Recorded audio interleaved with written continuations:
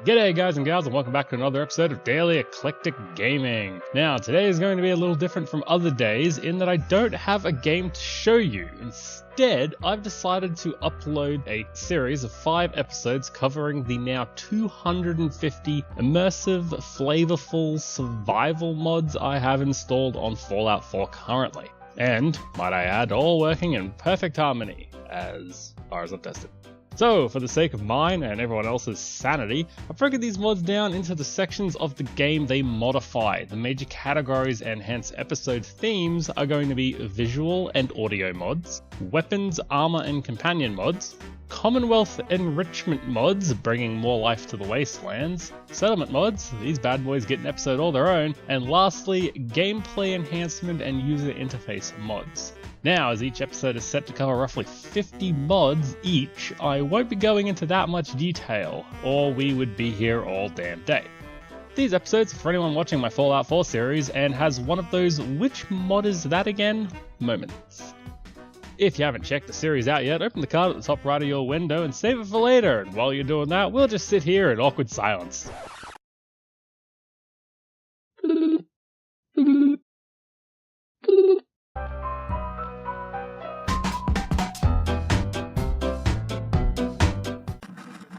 But enough of that, let's open the doors to the Commonwealth Enrichment Center and see what the boys in the lab have cooked up for us today. The subcategories and timestamps are on screen now if you're hunting a specific mod, but if not, pull up a chair and get ready. Because with this first mod, you may actually be able to find one. A sensible Predwin overhaul by Nordkitten adds a little more livability to the vanilla location. The original not having a place to go to the bathroom and beds scattered throughout, barely enough to hold the people that live there, bugged the author enough to make this mod. And speaking of annoying, if you've been walking around any of the major cities in the game and are a little annoyed that you couldn't get into all of those boarded up buildings, then Beantown Interiors Projects by Chuck Steele has you covered. Ripping off those board planks and populating most of the homes in the Commonwealth, this mod just makes sense. Speaking of making sense, Believable Drumlin Diner by H. Jeblom brings the Drumlin Diner back into line of what you would expect for a store and living quarters for the occupants that live there. It even comes equipped with a turret to defend them from the terrors of the waste. Is the gem of the Commonwealth a little too lackluster for your liking? Does it seem deserted? Do your settlements have more people in them? And Diamond City Expanded by Skooma Face is the fix you need. This mod is always being updated and adding more and more housing and buildings to Diamond City. Also includes NPCs with AI packages and many interiors to make Diamond City the jewel of the Commonwealth. Now that we've expanded it, do you wish the people of Diamond City had taken the time to make their city look a little nicer before you arrived? Then you need Diamond City Enhanced by Counter Cruel. Being another visual mod, I'll just let the pictures do the talking for me.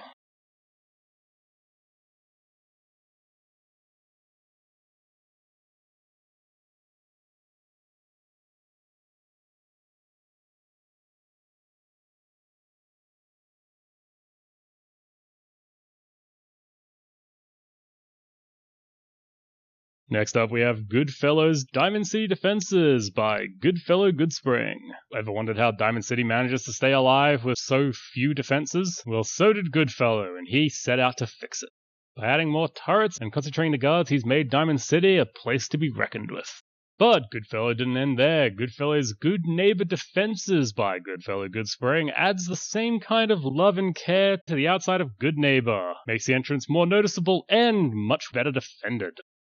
This next mod just adds a little more flavor to the world. Grimvault 111 by Counter Cruel gives a little more detail and a better first impression as you emerge from the vault and enter the world of Fallout 4.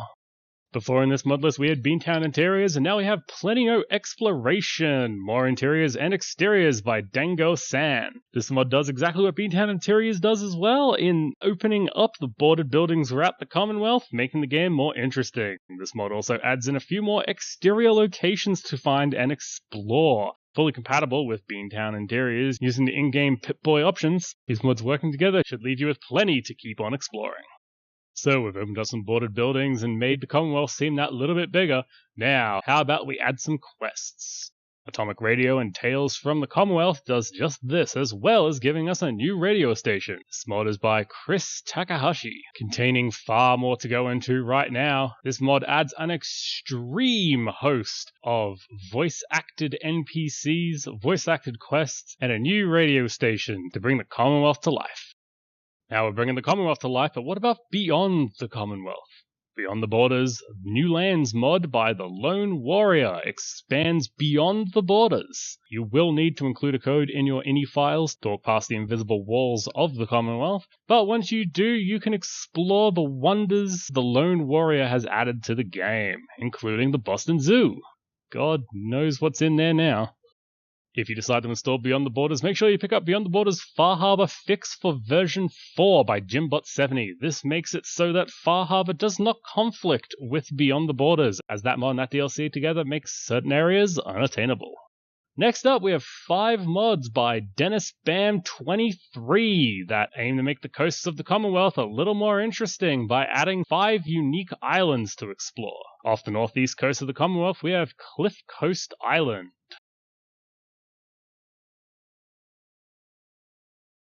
Off the southwest coast of the Far Harbor mainland, we have Forgotten Cove Island. And then off the north coast of Far Harbor, we have Lake Island. In an undisclosed location, we have Secret Lake. And lastly, located south of Spectacle Island, we have Shipwreck Isle. Speaking of adding to the Commonwealth, more Explore by Sympathy adds 10 new Commonwealth locations to explore and loot. Where are they? Who knows? That's for us to find out. Now, while still a work in progress, New Hull by SuperNath97 adds a new land and story to discover. With great potential, this is one that we're deciding to check out. In the theme of new locations and new quests, we have Ransacked Relays and Shuttersome Subways by TrainWiz. This is a full-length quest mod with unique bosses, locations, and weapons, including 2 new full-scale dungeons, 2 new quests, 2 new massive bosses, and voice acting for all dialogue. With everywhere else getting love, why should the Glowing Sea go without? South of the Sea, Glowing Sea Redux by SOTS Team does just that. Strange sounds and horrible monsters creeping in the glowing sea from parts unknown. Are you brave enough to crawl into the depths of the earth and go beyond and below the glowing sea to face the madness and horror that is Hades itself? This mod adds over 22 new locations in and below the glowing sea. More loot, more fun, more thrills, so says the author. We've made the wilderness a fun place to explore, but what about the underground? If you're looking for a Metro-style mod, then Subway Runner has you covered. This mod connects 90% of the standard subway stations and creates a network of subway tunnels filled with raiders, super mutants, synths, and ghouls to keep you interested. Radstorms get you down, travel from one destination to the other via the subways, with Subway Runner by Ghost FC 3S. Speaking of that Metro vibe, inspired by the Metro and Stalker series, The Metro by Wigwam adds a Metro town for the player to explore. Not everyone in the Commonwealth thought it was a good idea to build above ground. And lastly, does your Commonwealth not contain enough vaults for your liking? Would you prefer there to be another one? Do you want that vault to be story-orientated with a nice quest to go with it? Then Vault 494 of Vault Text Story by Seddon4494 is the mod that keeps on giving. The quests in this mod are part structured quest lines and part player exploration to tell the story. The narrative is brought about by the exploration of Vault 494 instead of being handheld by quests. It's up to you to find out what happened. Earlier, we bettered the defenses of Diamond City, but are you sick of all the guards looking the same? Then Diamond City Swap by Tharold GM has you covered. Randomizing what the guards look like, including helmets, glasses, and weaponry. This mod makes sure they still look like Diamond City guards, but now they're not carbon copies of one another.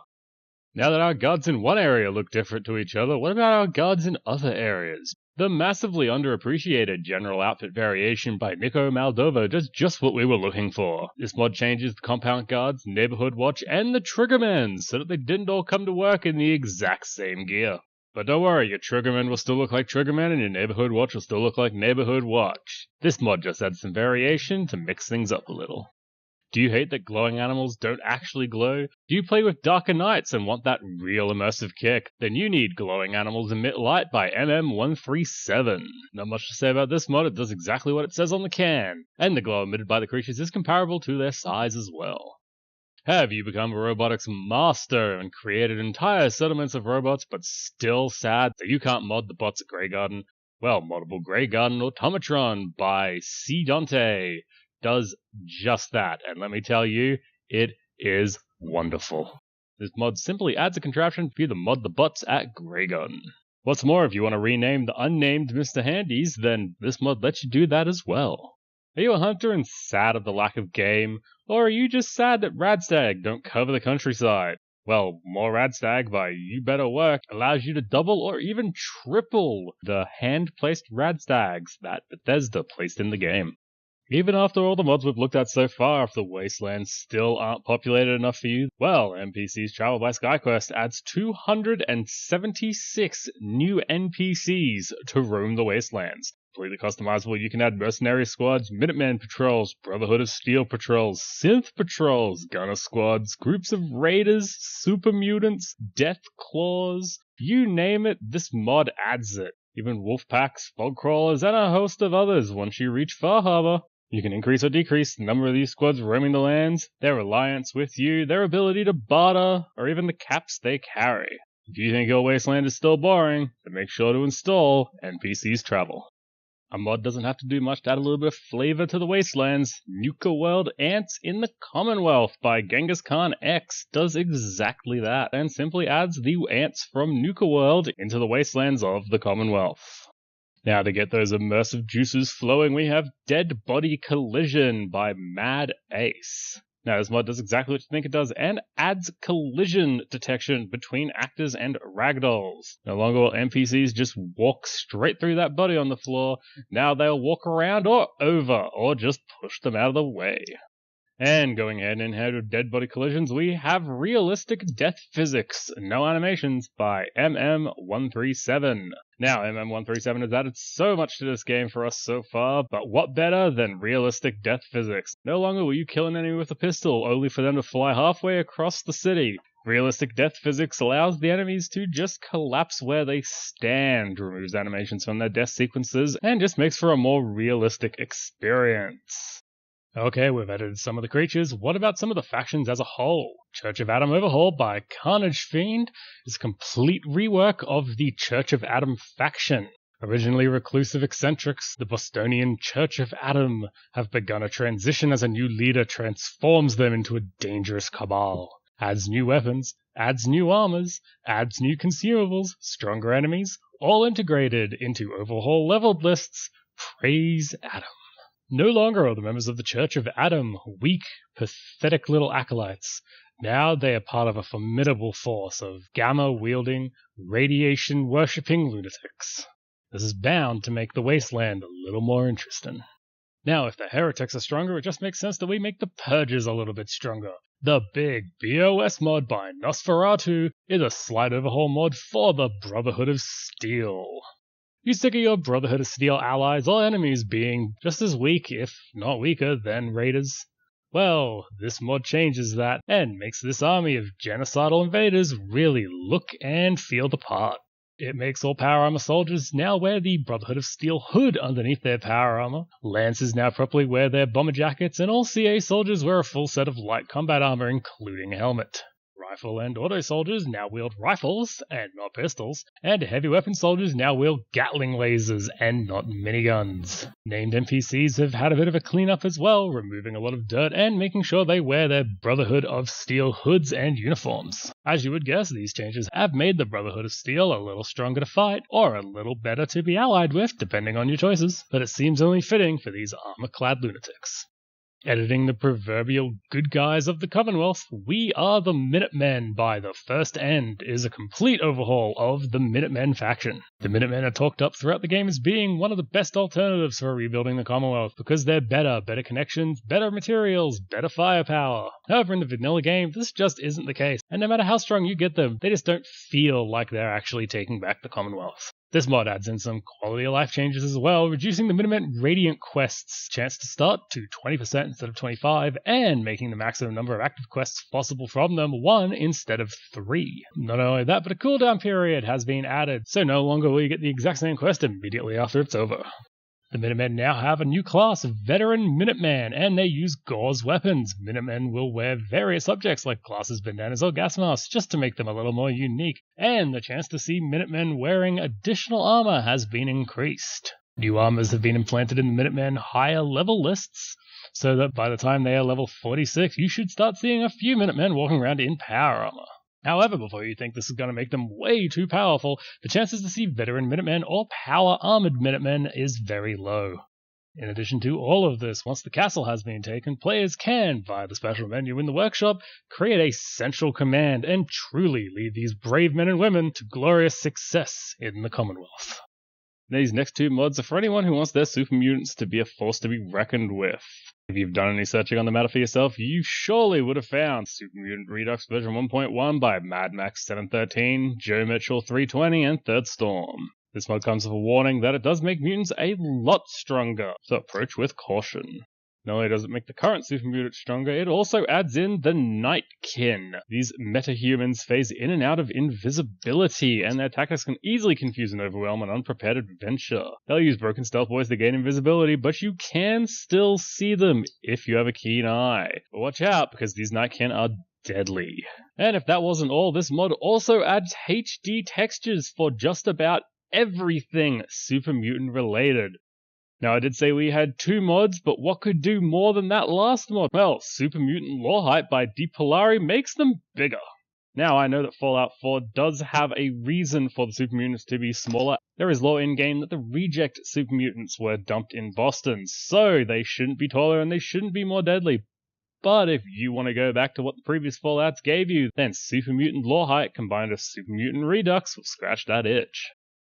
And while we're updating factions, let's give those synths some love with Synth Overhaul CAST by Mauro Takai. This mod gives the synths a whopping 70 new armor sets, 77 helmets, 42 uniforms, and 2 synth-style weapons. In a variety of forms, both damaged and pristine, this mod will have something for you.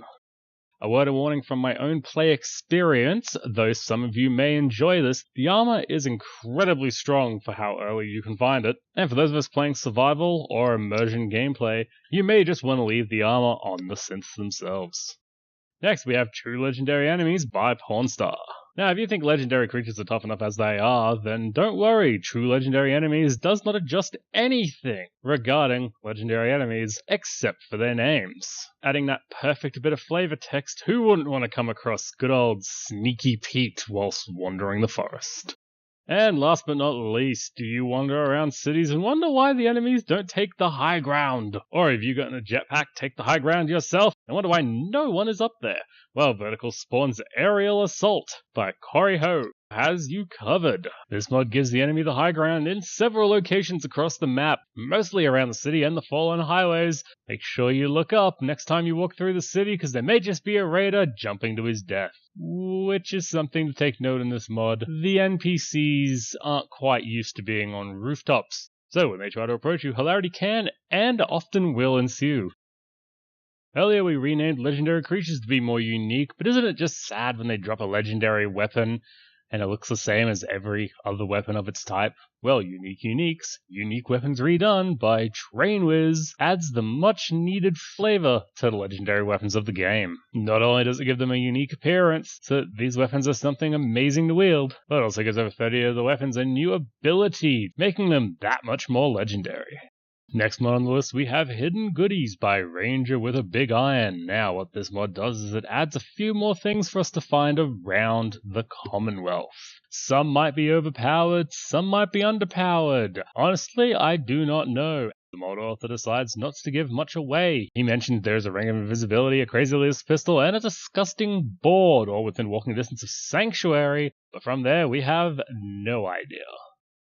And speaking of collectibles, the good old bobbleheads. Were you disappointed when you picked them up and they all look pretty lackluster? Do you wish they were dressed up with little tiny armors and little tiny weapons? Then you need bubble hats. Fallout 4 Edition by Chuck Steele. I'm just going to leave these pictures on screen for a little bit so you can get an idea of what these look like.